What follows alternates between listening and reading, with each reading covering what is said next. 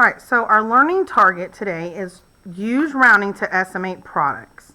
So here we have 5 times 3,285.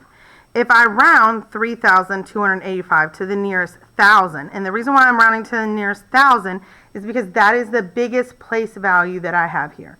If I round it to the nearest thousand, that would be 3,000. So now I'm going to say 5 times 3,000, which will give me 15,000. So 5 times 3,285 is about 15,000. That is an estimate. All right, so let's look at number 1 here. We have 7 times 42. So I'm going to take the 42 and round it. 42, if I look at that, I'm rounding to the nearest 10 because I'm going to round to the nearest the biggest place value. I'm going to look at the 2. The 2 tells the 4 to do what? It should be the 4 stays the same. So the 4 stays the same and the 2 becomes a 0. So now it's 7 times 40. 7 times 40, I'm going to do 7 times 4. 7 times 4 is 28. I have 1 0 here. If I bring that 1 0 down, I have 280. And that is my answer, 280. And that is saying that my estimate is 280. It's not exact because I'm not really multiplying 7 times 42.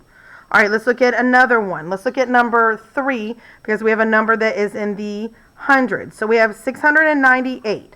Again, I'm rounding to the biggest place value. The biggest place value that I have here is going to be my hundreds. So I'm going to round to the nearest 100. So I'm going to round the 6, but I'm going to look at the 9. Now remember, if it is 0, 1, 2, 3, 4, I let it rest. It stays. My number here doesn't change, right? My number here does not change.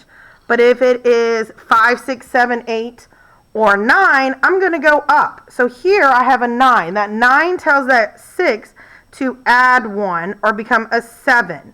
So now it's going to be 700. Okay, so 698 rounds to 700. So now I'm going to say 2 times 700.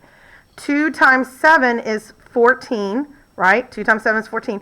But I have 2 zeros here. So I'm going to bring my 2 zeros down. I have 1,400. So my estimate for 2 times 698 is that my answer should be close to 1,400.